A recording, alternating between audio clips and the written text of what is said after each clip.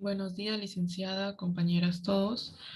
En esta oportunidad vamos a exponer sobre urgencias por agentes físicos y químicos. Quien les habla, la licenciada Carolina Luján Revilla y mi compañera, la licenciada Catherine Mamani Arapa.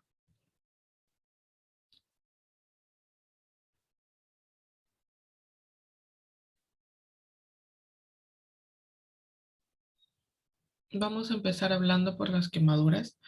¿Qué son las quemaduras? Son lesiones de los tejidos vivos resultantes de la exposición a llamas, líquidos calientes, contacto con objetos calientes, exposición a cáusticos, químicos o alguna radiación o descarga de corriente eléctrica. Vamos a ver un video sobre la fisiopatología.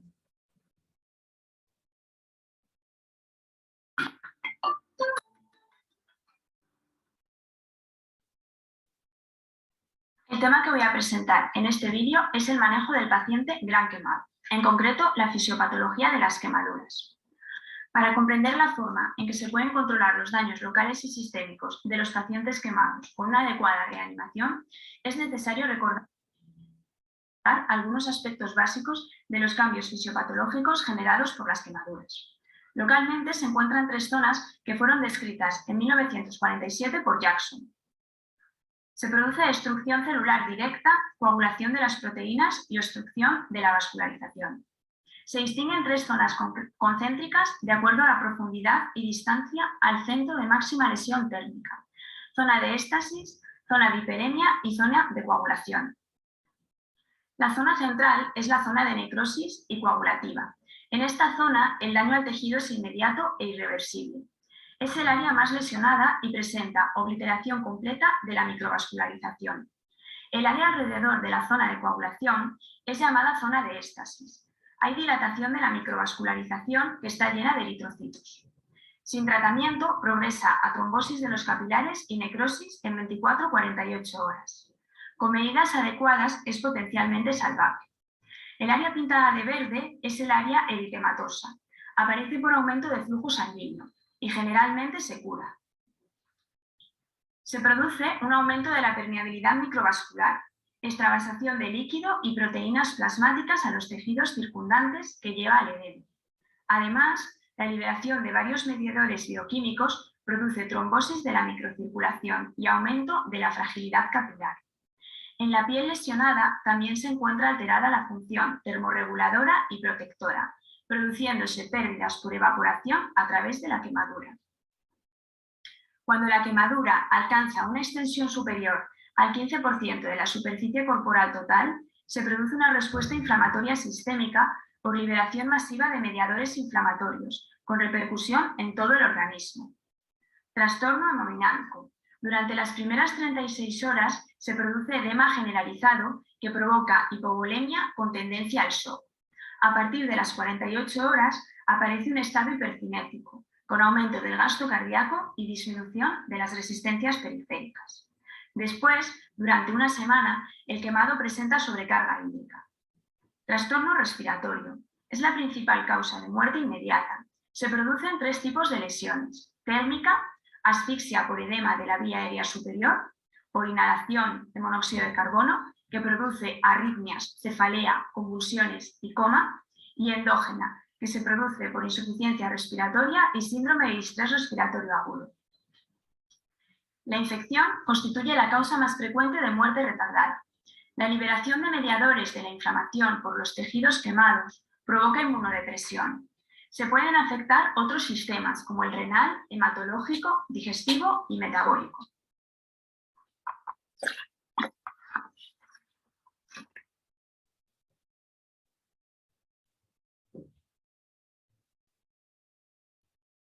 Vamos a ver la clasificación o qué tipos de quemaduras se puede dar, ¿no? En primer lugar tenemos las quemaduras térmicas.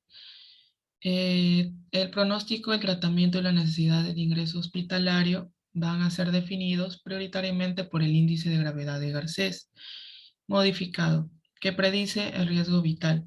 Tenemos aquí un cuadro sobre que nos menciona lo que es la gravedad de las quemaduras. ¿no? Antes se conocía el tipo de quemaduras de primer grado, segundo grado, tercer grado. En este índice de gravedad de Garcés modificado, digamos, se va a ver más específico. Nos va a mencionar la edad, la fórmula y el coeficiente. Tenemos en la edad mayor de 20 años la quemadura tipo A, tipo AB y tipo B. En la edad de 2 a 20 años, ¿no? Se van a ver también los diferentes tipos de quemaduras y según eso su puntuación también se va a poder ver en lo que son las quemaduras menores, moderadas y graves.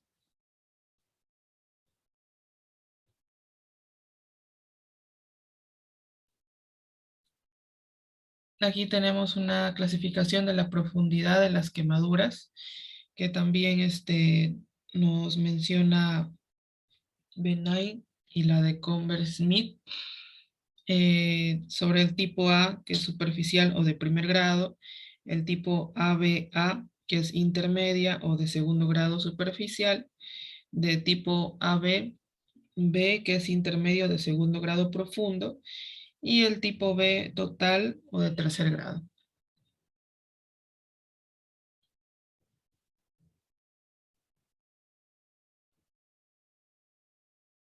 Vamos a ir viendo cada una de ellas.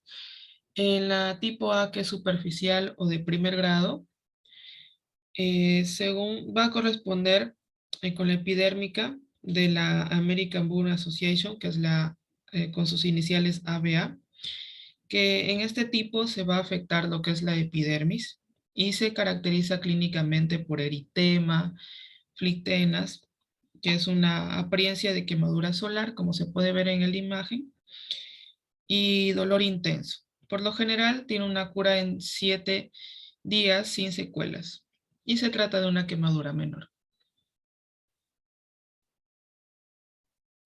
En el tipo ABA, que es intermedia o de segundo grado superficial, también se corresponde con la dérmica superficial de la ABA. Van a afectar la epidermis y la dermis papilar y se caracteriza inicialmente por un eritema que se blanquea con la presión, con posterior formación de ampollas en las primeras 24 horas. Es muy dolorosa y por lo general tiene una cura de 15 a 21 días. Rara vez puede dejar cicatrices, no forma queloides y queda como una zona hiperpigmentada. Su pronóstico es leve y se considera igualmente una quemadura menor.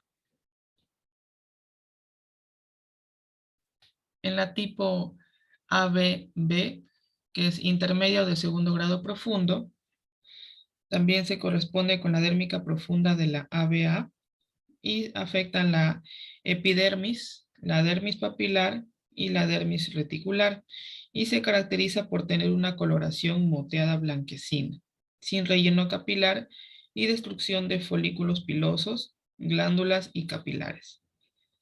Si no se complica, no precisa de un injerto y tiene una cura de 3 a 9 semanas, pudiendo dejar secuelas funcionales y queloides. Y se trata ya de una quemadura moderada grave. En la tipo B total o de tercer grado, ya corresponde a una quemadura de espesor total de la ABA. Se afecta lo que es la epidermis, toda la dermis y la hipodermis, que es el tejido celular subcutáneo, creando una escara local. No se blanquea con la presión y no es dolorosa. Incluso cursa con la hipoalgesia local. Tiene ya un aspecto seco que puede ir desde serio blanquecino a coloroso gris, negruzco, incluso carbonizado, como se puede ver en las imágenes. Se cae el cabello fácilmente y no hay vesículas ni ampollas. Estas quemaduras ya se consideran graves y pueden comprometer la vida del paciente.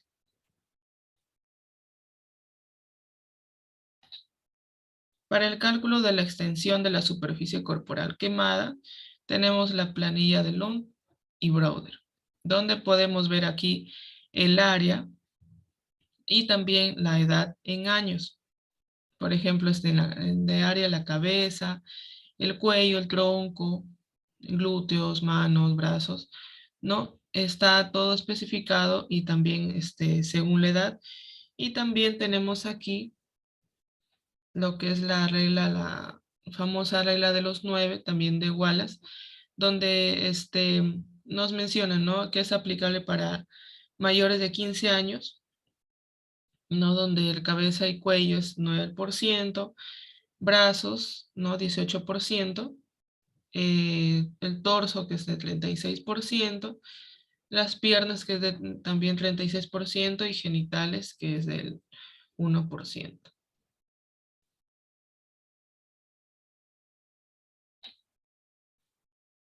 Para el tratamiento en quemaduras menores, deben tener como cuidados iniciales, ¿no? El objetivo es enfriar, lavar y proteger la quemadura con un apósito.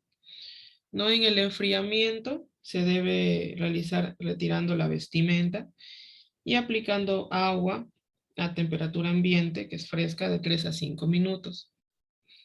No usar nunca el agua helada, ya que va a originar lo que es la vasoconstricción local, con el subsiguiente incremento de la profundidad y la extensión de la quemadura, coagulopatía, arritmias cardíacas e hipotermia también.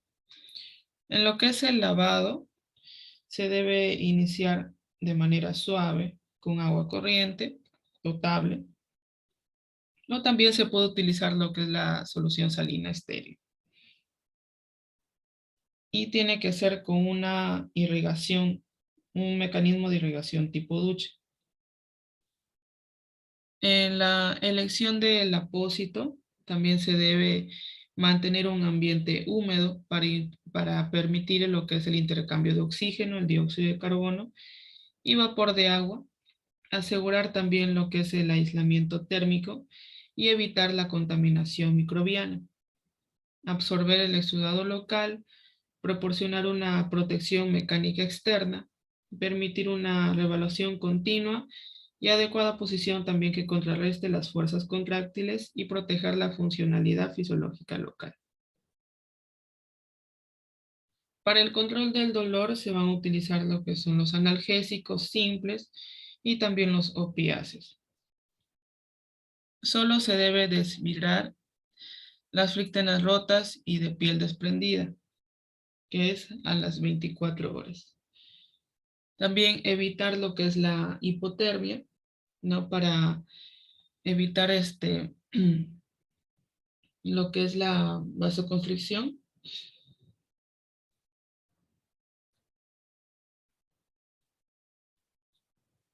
En quemaduras moderadas se tiene que tener una valoración primaria y también se ve lo que es reanimación del paciente si es que lo requiere, ¿no? Aplicando lo que es primero el RCP, también importante la reposición de volumen con fluidoterapia.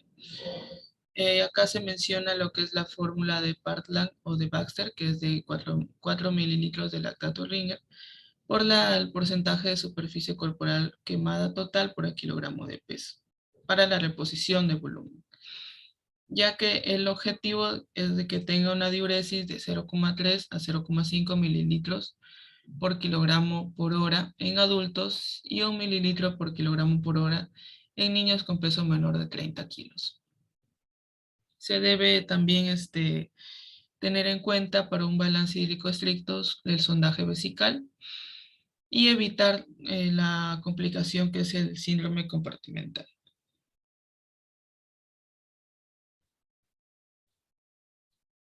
Para quemaduras graves,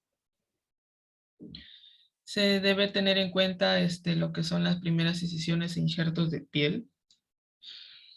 En las primeras 6 a 24 horas, también lo que es la nutrición parenteral o enteral en las primeras 24 a 72 horas, a razón de 25 kilocalorías por kilogramo por 24 horas, más el 40 kilocalorías por la superficie corporal la superficie corporal de quemado total por 24 horas, con un aporte de proteínas de 1,5 a 2 gramos por kilogramo por día en adultos y de 3 a 5 gramos por kilogramo por día en niños.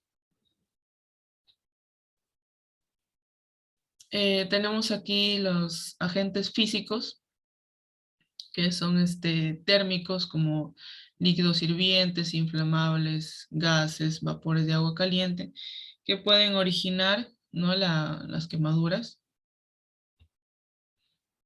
También por fuego directo, sólidos, metales calientes, hielo seco. Tenemos aquí una imagen, por ejemplo, de una niña de 4 años por sufrir lo que es una quemadura en accidente casero con líquido caliente. Y mayormente se puede ver ese tipo de casos por un agente térmico. Un paciente de 45 años, también que sufrió lesiones, quemaduras por una explosión de una máquina de vapor, causándole lo que son el 80% de la superficie corporal quemada.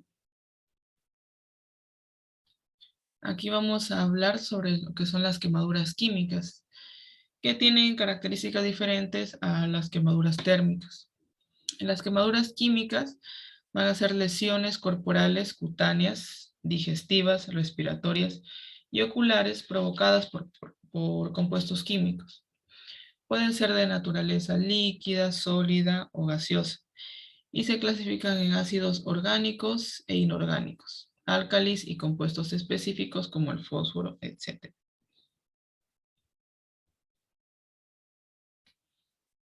En la fisiopatología vamos a ver que estas sustancias químicas pueden ser irritantes, que tienen causas reversibles, corrosivos, que son ya causas irreversibles.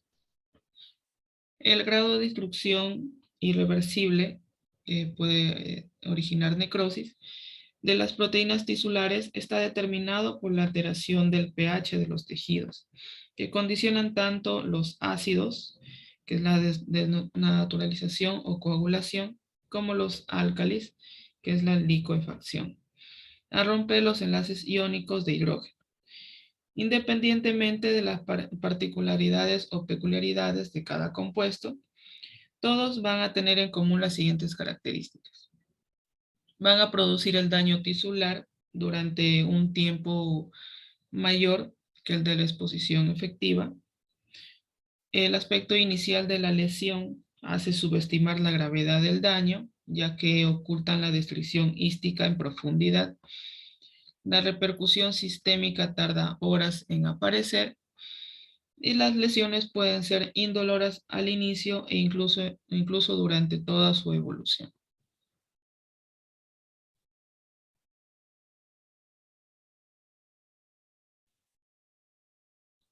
Por ejemplo, podemos ver aquí en una imagen también que se puede ver un tipo de quemadura con un agente químico.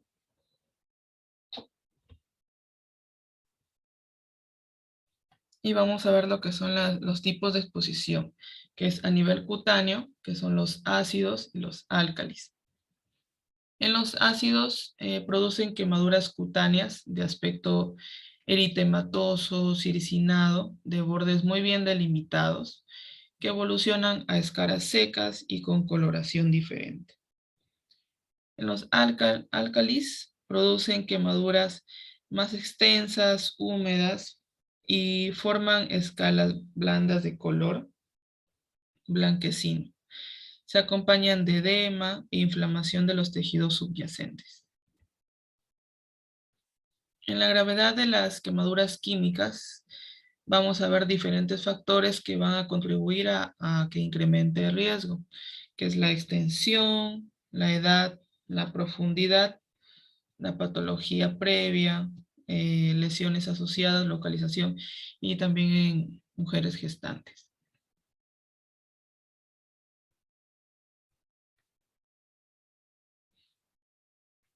Y para su tratamiento, vamos a ver primero lo que es a diferencia de la quemadura térmica, vamos a ver la descontaminación de la víctima.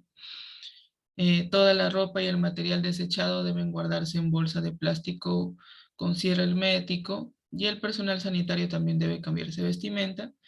Identificar qué producto ha estado implicado en la exposición y si se trata de un producto peligroso, se inician lo que es el maniobras del soporte vital avanzado o el RCP.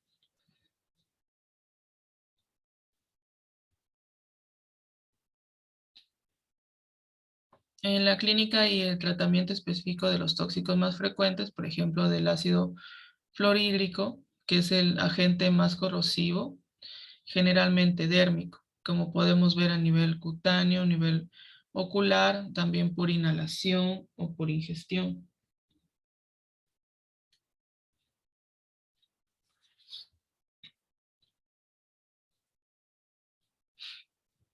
Tenemos aquí algunos agentes químicos, como es el ácido crómico, que es una forma más peligrosa, es la hexavalente, que es un tipo de ácido.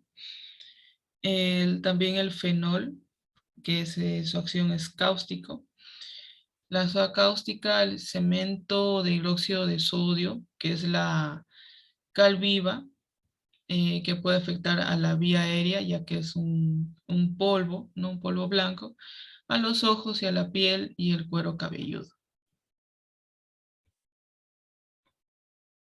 Los hidroxicarburos, ¿no? Que pueden producir quemadura química extensa, superficial, y si la exposición es prolongada, quemaduras profundas con necrosis total y también toxicidad sistémica.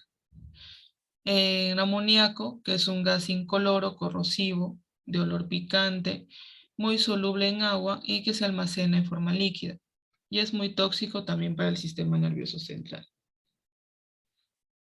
El fósforo o metal sódico, que es sólido, insoluble en agua, se inflama espontáneamente si la temperatura ambiental es mayor a 33 grados y explosiona si se mezcla con oxígeno.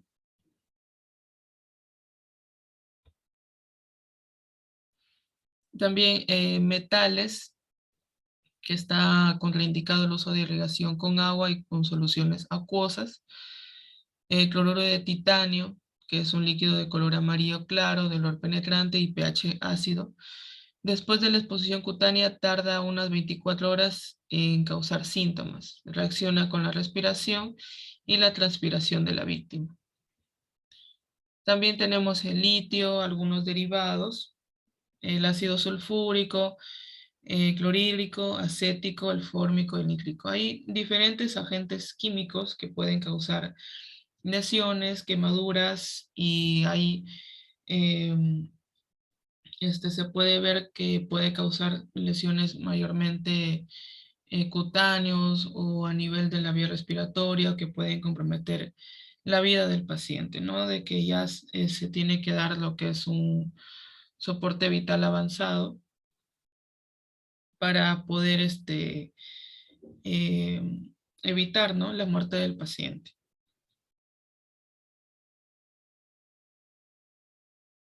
También tenemos lo que son las quemaduras por extravasación, que lo podemos, tenemos que evitarlo en nuestra práctica diaria en el hospital.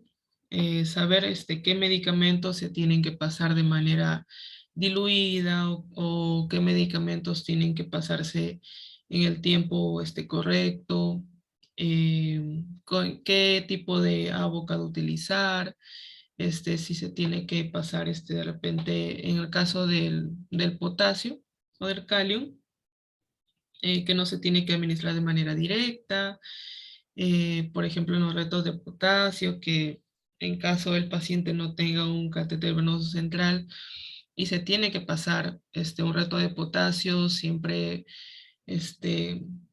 diluirlo, ¿no? Con agregar de lidocaína y lo que es el bicarbonato también, para así disminuir lo que es el pH del potasio y para evitar este tipo de lesión y este tipo de quemadura también por extravasación.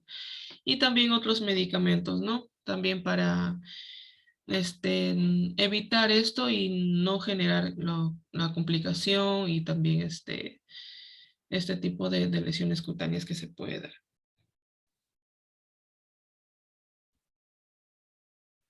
Aquí tenemos una imagen de una quemadura por agente químico de un paciente de 52 años con una quemadura por sustancia química que filtró por un guante con fisura, ¿no? Por ejemplo, podemos ver la comparación de una quemadura por agente térmico a una quemadura por agente químico. En este caso se ve una inflamación, una necrosis, ¿no? A diferencia de una quemadura térmica, que se puede ver una quemadura de tercer grado, ¿no? La necrosis. Pero en este tipo de quemadura de este paciente se puede ver, ¿no? Una necrosis mayor y una inflamación solamente por un filtro nada más que tuvo el guante y se pudo originar, ¿no? Esta lesión. De aquí le doy pase a mi compañera Catherine para que siga con la exposición.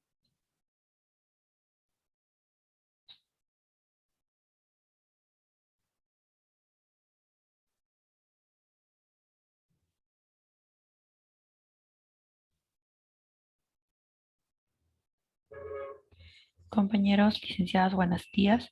Continuando con la exposición, yo voy a hablarles sobre lo que es las lesiones por electricidad. Estas lesiones por electricidad son una forma compleja de trauma que a menudo se va a asociar con una alta mortalidad y morbilidad. La gravedad de las lesiones pues va a depender del tipo de corriente, el voltaje y la resistencia. La electricidad puede provocar en el organismo lesiones que pueden oscilar desde un eritema hasta una destrucción tisular masiva o llegando hasta lo que es una muerte fulminante.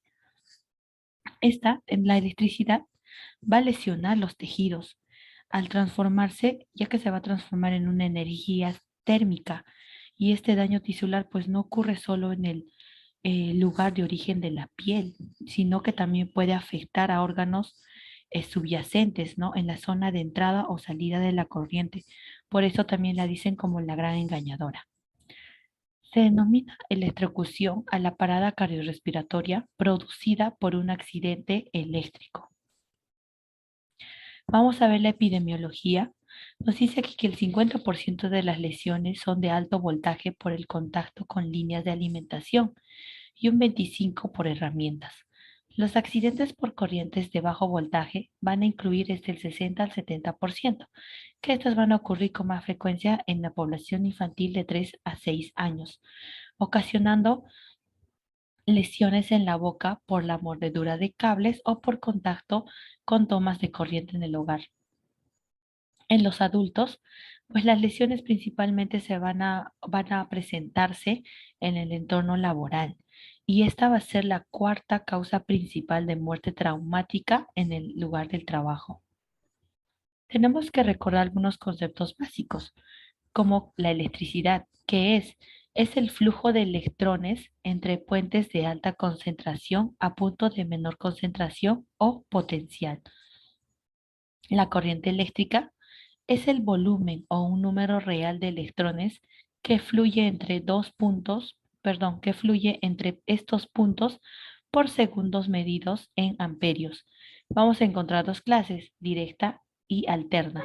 Entonces aquí podemos ver la corriente directa, que los electrones siguen una misma dirección, y alterna, pues que los electrones cambian a la dirección opuesta. También tenemos que saber qué es un voltaje, una resistencia y un amperaje. El voltaje va a ser la fuerza que mueve los electrones de un átomo a otro, que lo vamos a medir en voltio.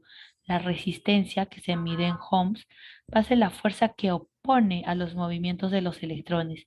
Y el amperaje es la intensidad o flujo de corriente en relación con el tiempo transcurrido.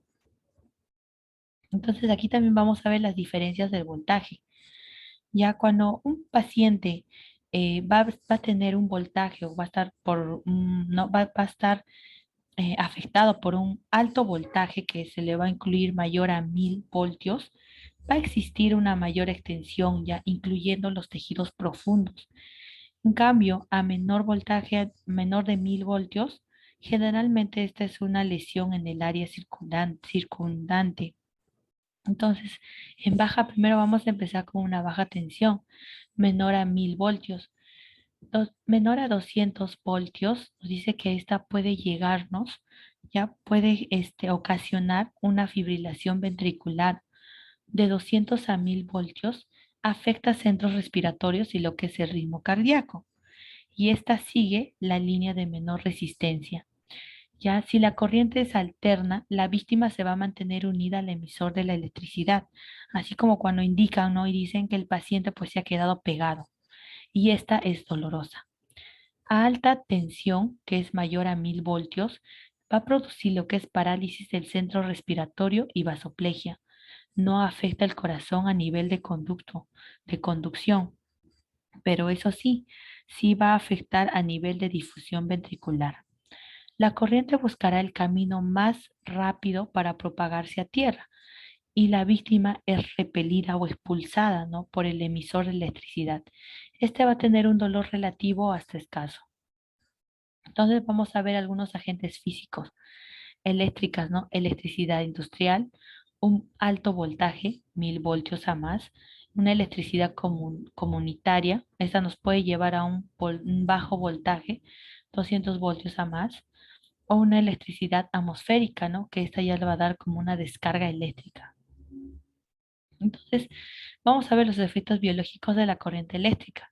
Entonces, la lesión va a ser, la lesión resultante va a ser a causa de que va a haber efectos del calor sobre los tejidos, de que va a haber una resistencia, va a haber el voltaje, como lo estamos viendo, ¿no? Si es mayor o menor, el tiempo de exposición que la persona va a estar y la vía que recorre la corriente a través del cuerpo. Entonces aquí también tenemos que recordar otro, de que antes se utilizaba el término punto de entrada y punto de salida, pero ahora solo se dice lo que son puntos de contacto. Entonces vamos a continuar con lo que es la intensidad o amperaje. En en la intensidad o amperaje, nos dice de que de 3 a 10 miliamperes, ¿ya? Va a ocasionar una sensación dolorosa. De 50 a 200 miliamperes puede llegar a una fibrilación ventricular. De 200 a 250 miliamperes, nos dice que si pasa por el tórax, pues va a ser fatal. Y la corriente con corriente alterna de 200 a 250 miliamperes, ¿no? Como les dije, el tórax pues, puede ser fatal, valga la redundancia. Entonces aquí continuamos con lo que es la resistencia de corrientes en los tejidos. Los tejidos, ya, vamos a ver aquí de mayor a menor resistencia, ya, de mayor resistencia los huesos, continuando la grasa, los tendones, la piel, los músculos, los vasos sanguíneos, ¿no? Y los nervios. De mayor resistencia, 900.000 ya ohms, ¿no? Recordemos que la resistencia se mide en ohms. Nos dice aquí que los huesos, la grasa y los tendones pues tienden a calentarse y hasta coagularse. Una resistencia intermedia, la piel seca, ¿ya? Aquí vamos a hablar de unos 5000 ohms y en la piel húmeda de unos 100.000, perdón, de unos 1000 ohms. En una menor resistencia de 1500 ohms. Aquí nos dice que 1500 ohms, ¿no? Aquí el músculo, el nervio, los vasos sanguíneos tienen agua y electrolitos y pues van a ser buenos conductores de electricidad. Continuamos con el trayecto eléctrico. Esto es muy importante porque aquí nos dice que el trayecto pues es la corriente que recorre los sitios de menos resistencia.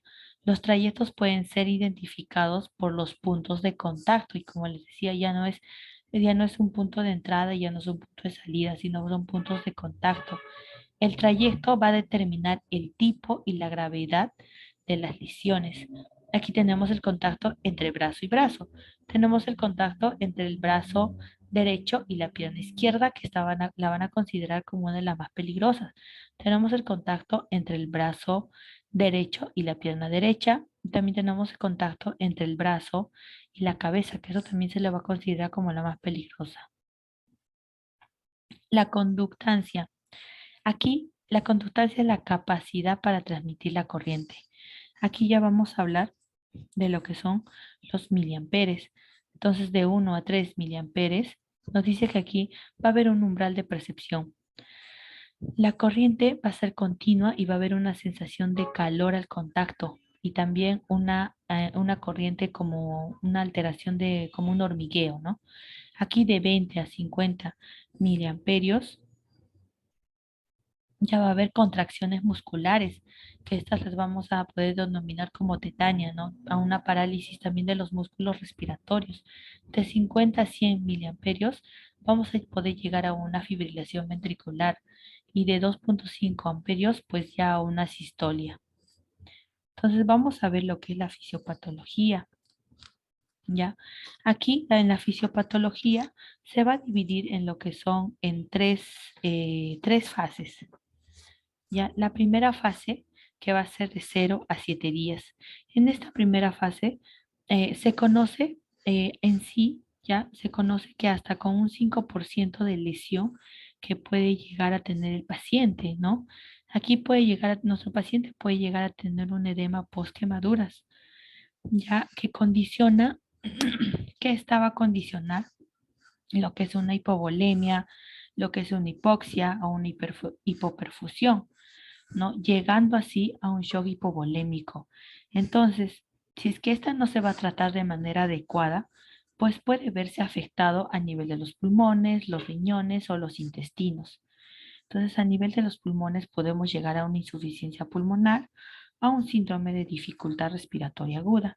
A nivel de los riñones podemos llegar a una necrosis tubular y a una insuficiencia renal. Y esta, si es que no se soluciona, podemos llegar a un fallo ya orgánico y finalmente a la muerte. A nivel del intestino va a haber una alteración o podemos llegar a lo que es un hilo intestinal. Esta llegando a una translocación bacteriana. Y esta translocación bacteriana pues puede llegarnos a ¿no? Llevarnos a una infección de la herida o hasta una sepsis. Si es que no se trata, pues hasta un fallo, lo que es orgánico y llegar a la muerte. Ya, el segundo que nos dice que es la segunda fase, aquí del día 7 a la segunda semana, ¿ya? Aquí ya va a haber lo que es la pérdida, y aquí vamos a ver lo que es ya la pérdida de la barrera cutánea, ¿no? Del paciente. El paciente al tener la pérdida ya de la barrera cutánea, pues va a estar va a tener una inmunodepresión que puede llegar a una infección de la herida, puede llegar a una sepsis y a un fallo orgánico, ¿no? Y llegar a la muerte. Entonces, luego nos dice en la tercera fase, que es la hipermetabólica, ya aquí ya va a haber una respuesta hipermetabólica. Nuestro paciente puede llegar a una desnutrición y puede llegar a un catabolismo proteico, llegando así a una falla orgánica y la muerte. También, si nos damos cuenta, este catabolismo proteico puede llegar a una inmunodepresión. La sepsis también puede llegarnos a una respuesta hipermetabólica. Asimismo, la inmunodepresión también puede llevarnos a una translocación bacteriana. Vamos a encontrar tipos de lesiones. Vamos a encontrar lo que es la lesión directa, que esta va a ser una quemadura por contacto. El daño térmico y el grado de lesión pues va a depender de la duración, la frecuencia, la resistencia y magnitud de la corriente. Luego vamos a ver lo que tenemos, aquí podemos ver, no, directa. Luego vamos a tener una lesión indirecta. Esta la vamos a llamar arco flama y flash.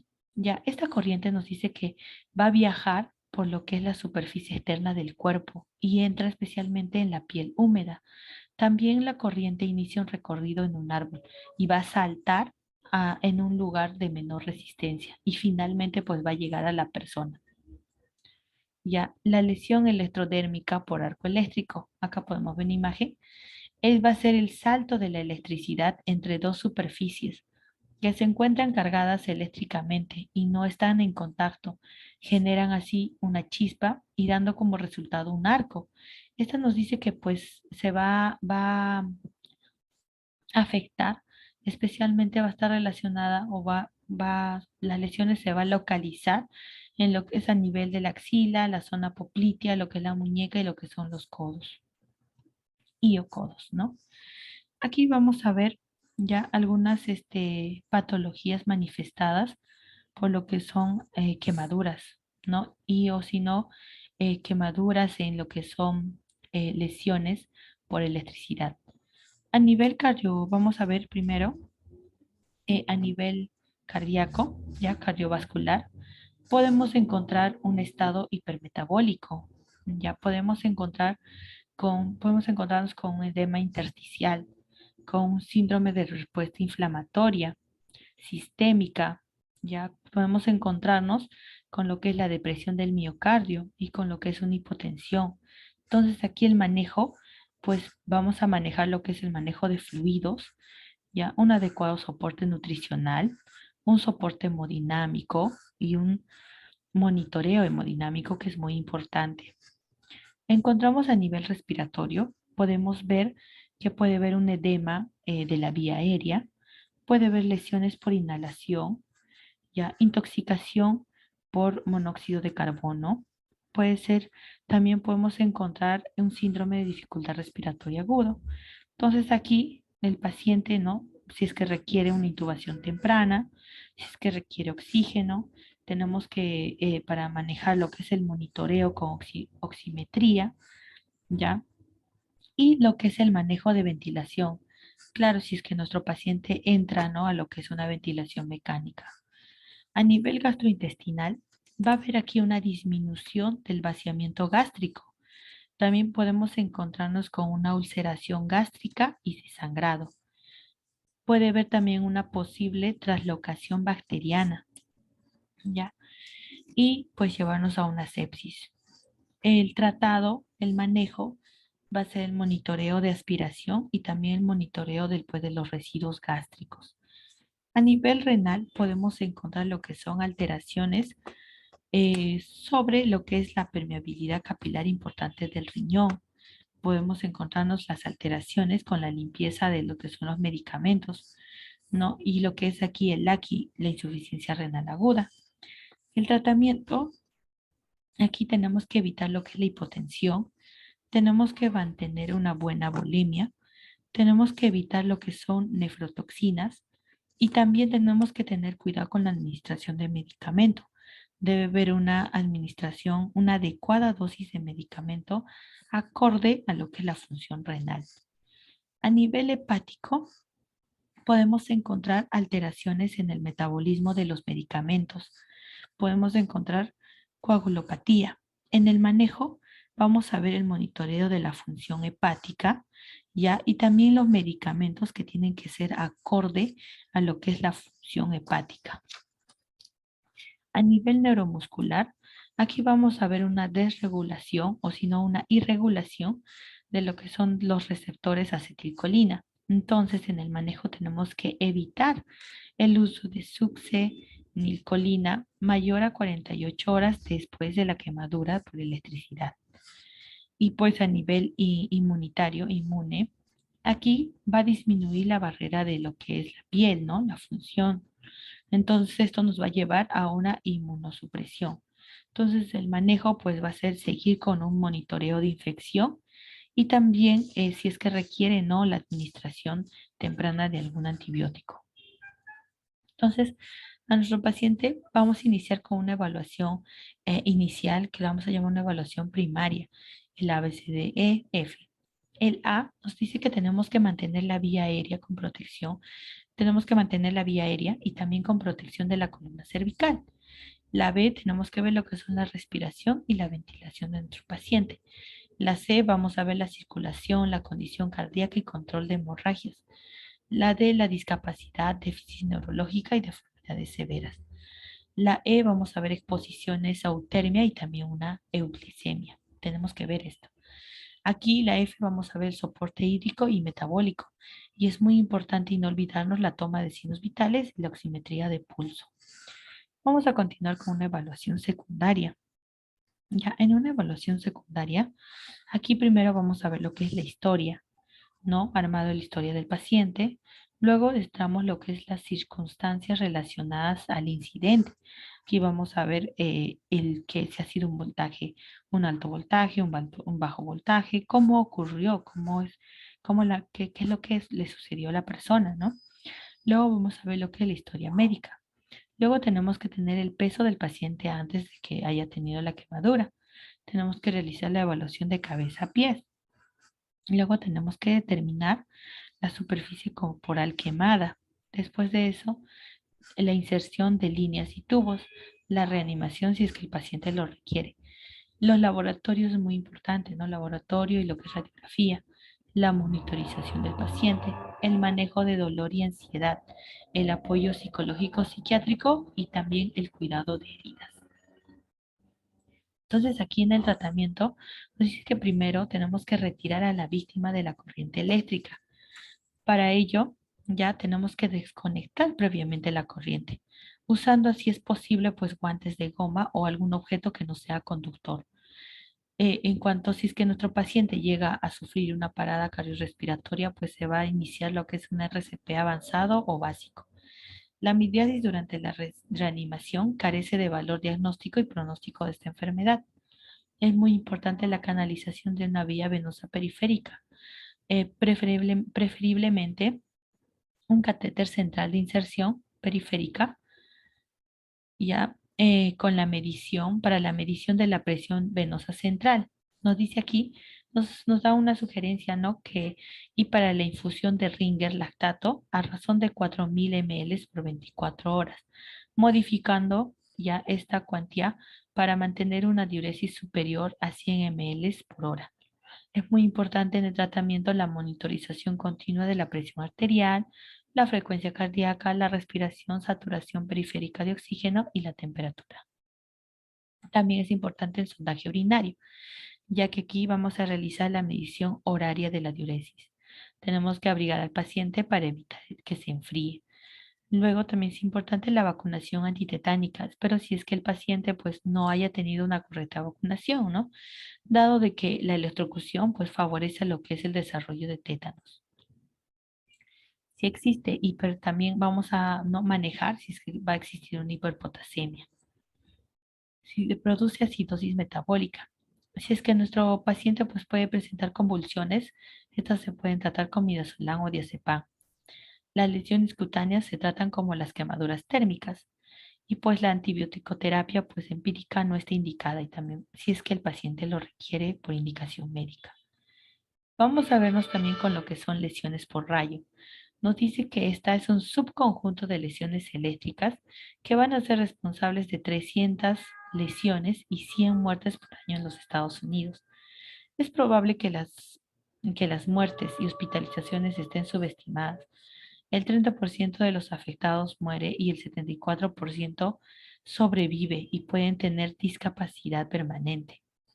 2/3 de la muerte asociada a rayos ocurre dentro de la hora posterior a la lesión y se debe a una arritmia o a una insuficiencia respiratoria. Entonces, nosotros tenemos que prevenir para evitar aún tener una lesión por corriente. Entonces, las prevenciones son las siguientes. Instalar artículos de seguridad específicos en conectores, especialmente cuando haya niños menores. Evitar mantener conectados varios objetos a la vez y no manipular los cables para evitar que los niños pues estén en contacto con esta. Acá nos dice de conectar aparatos que no utilicen, como podemos ver en la imagen, acá hay bastantes aparatos.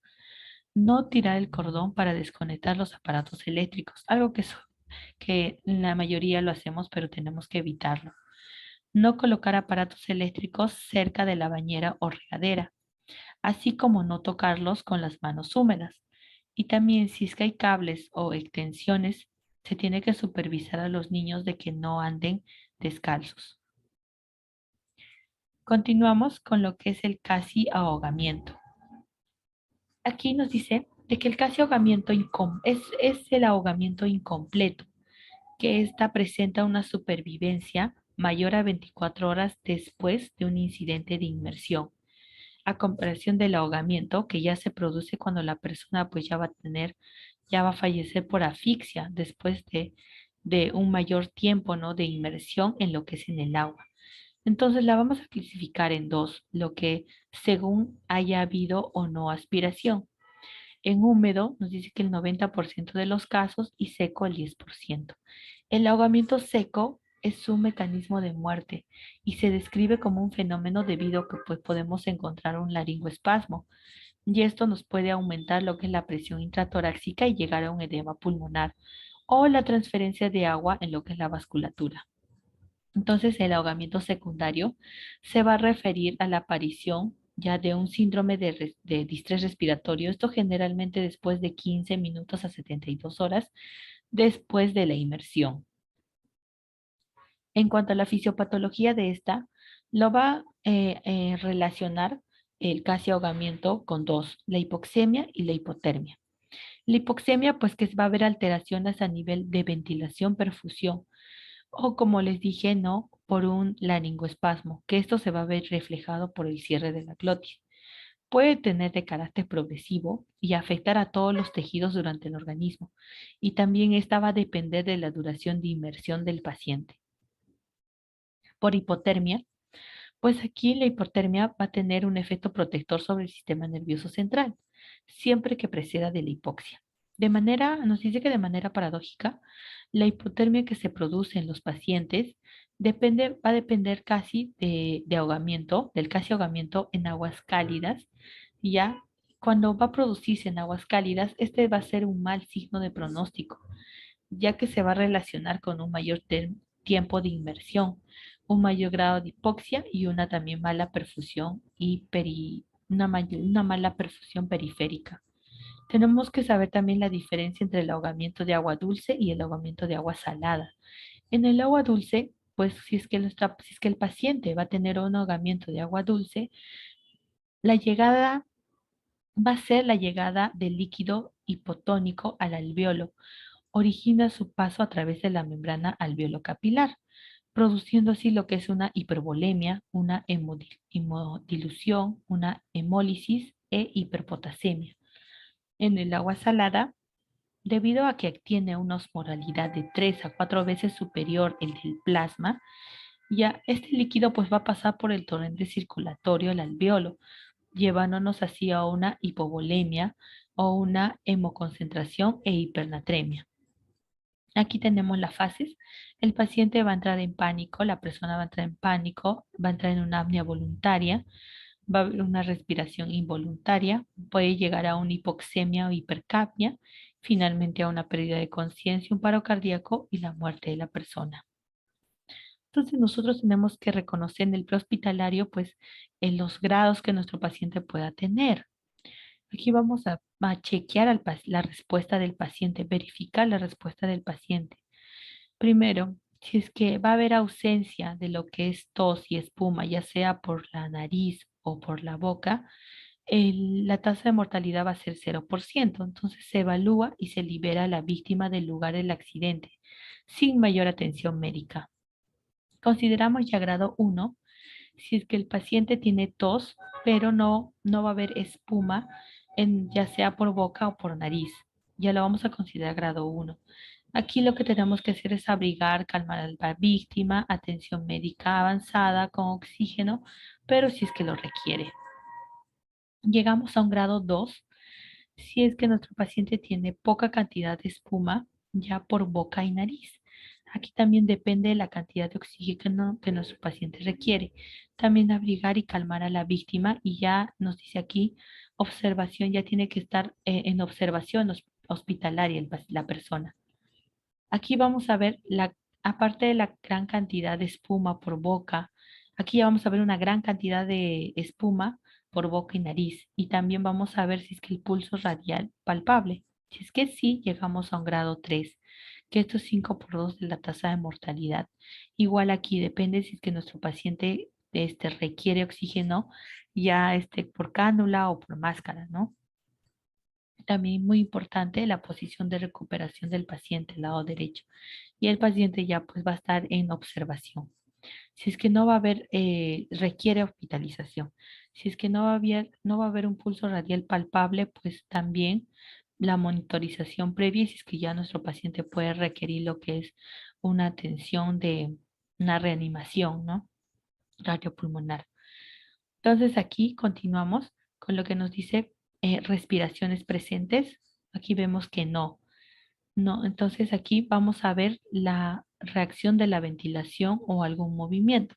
Si es que la persona ya sí tiene en alguna ventilación o movimiento, pues igual se va a monitorizar al paciente y también se va a ver si es que requiere ya no solamente de una cánula, sino de un mayor, em, de un mayor nivel de, no, de oxigenación. Ya, esta nos dice que ya es un 44% de mortalidad. Puede tener nuestro paciente un 44% de mortalidad.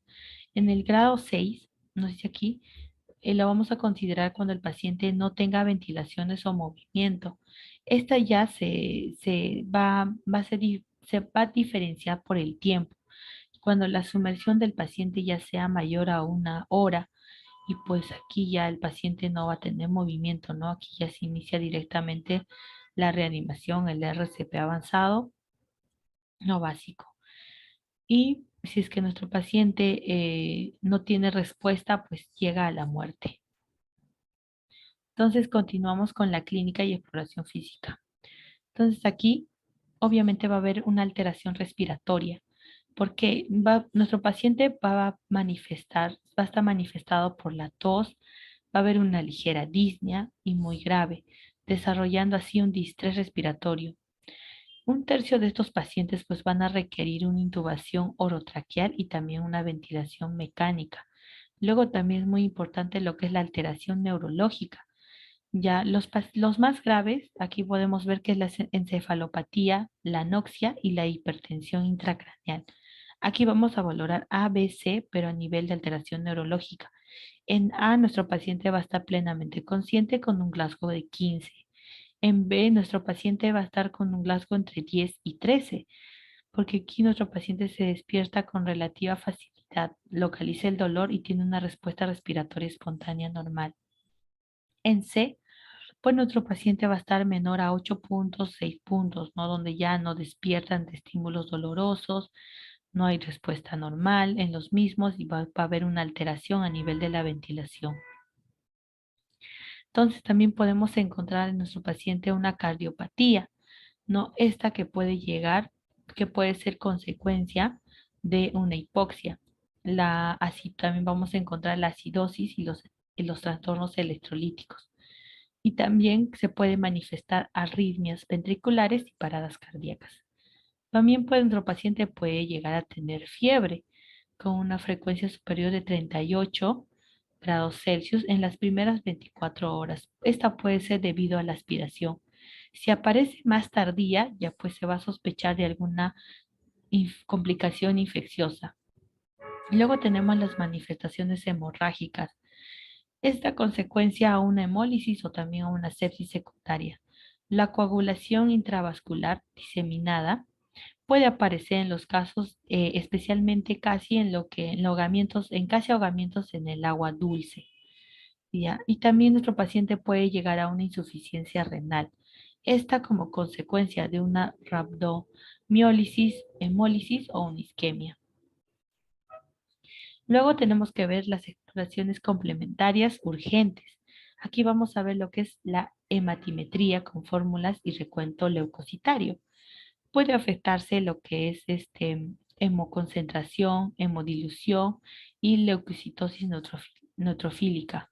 Vamos a ver la bioquímica sanguínea. Aquí va a incluir lo que es la glucosa, la urea, creatinina, sodio, potasio, cloro, la creatinina quinasa, porque podemos encontrar una elevación de la urea, la creatinina o la creatinina quinasa.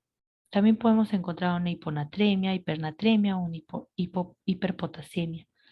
También tenemos que tomar un electrocardiograma para detectar lo que son arritmias supraventriculares o ventriculares y un examen completo de orina, no con sedimento. especificando la determinación del sodio y la creatinina para calcular lo que es la fracción de extracción de sodio, si es que puede ya existir alguna insuficiencia renal. También los estudios de coagulación es muy importante porque podemos detectar alteraciones compatibles con coagulación intravascular diseminada. La gasometría arterial para detectar hipoxemia, hipercapnia, acidosis metabólica o respiratoria. Radiografías posterior, anterior y lateral del tórax. Pueden ser normales o revelar alteraciones que varían desde infiltrados pulmonares aislados hasta edema pulmonar masivo. Luego tenemos una tomografía computarizada craneal. Esta, si es que nuestro paciente pues salió, ¿no?, de lo que es una reanimación cardiopulmonar. Entonces tenemos que nosotros tener también los criterios de ingreso del paciente. Vamos a ver el grupo 1. Aquí aparentemente no ha habido alguna aspiración. El ingreso, el paciente pues va a ingresar al área de observación del servicio de urgencia. En grado 2 ha habido aspiración, pero aparentemente hay una adecuada ventilación. También entra al servicio de observación de urgencia. En el grado 3, aquí el paciente puede tener ya aspiración y vamos a encontrar una ventilación inadecuada. Entonces aquí el paciente ya puede estar en una sala de observación de emergencia, ¿no? Y también en una unidad o en una unidad de cuidados intensivos. Y el grado 4 ya pues cuando el paciente haya tenido una reanimación por una parada cardiorrespiratoria. Y el tratamiento de esta, el soporte vital básico avanzado depende si es que el paciente haya sufrido la parada cardiorrespiratoria. Canalizar una vía periférica venosa, preferiblemente con un catéter central de inserción periférica. Aquí nos dice que, bueno, va a ser esta depende. Si es que va a ser por agua salada, se infunde una solución glucosada al 5%, ya siempre que no haya alguna alteración del estado de conciencia. Si es que es por agua dulce, se va a infundir lo que es una solución salina fisiológica a un ritmo de 21 gotas por minuto. La oxigenoterapia es muy importante ya que se tiene que mantener mayor al 90%. Pero si es que el paciente continúa con una hipoxemia, se puede lo que es aplicar una presión positiva continua en la vía aérea o el CPAP, o si es que es necesario proceder a una intubación intubación endotraqueal y lo que es una ventilación mecánica. Se tiene que realizar la monitorización continua de la presión arterial, la frecuencia respiratoria cardíaca, la respiración, la saturación y la temperatura.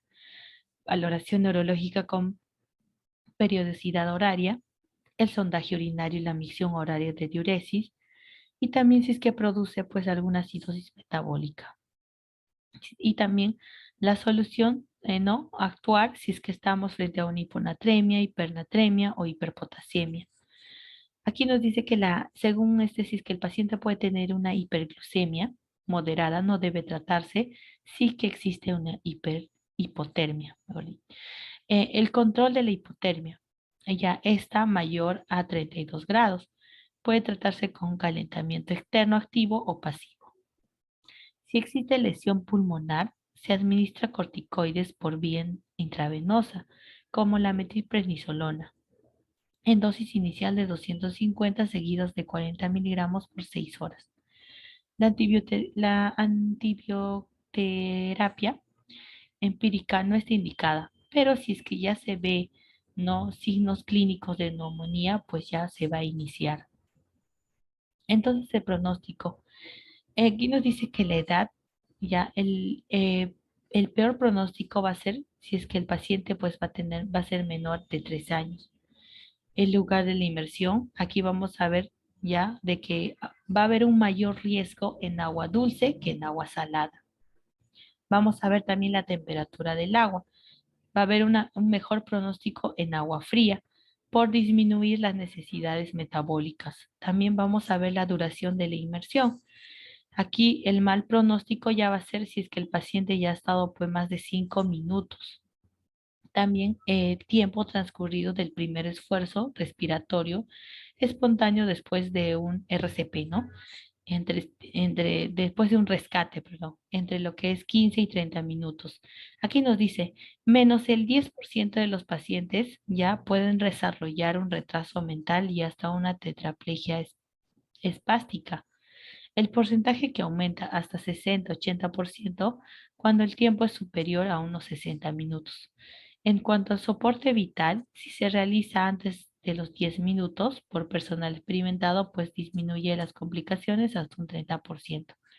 Muy importante la puntuación de la escala de Glasgow. El tamaño y la reacción pupilar, ya si es que encontramos lo que son pupilas midriáticas y arreactivas en el momento del ingreso, pues ya va a ser un signo del mal pronóstico. También es muy importante el pH arterial, pero si es que va a estar esta disminuida, va a ser también un mal pronóstico. Y también si es que nuestra presión de oxígeno va a estar menor a 60, también va a ser un mal pronóstico. Gracias.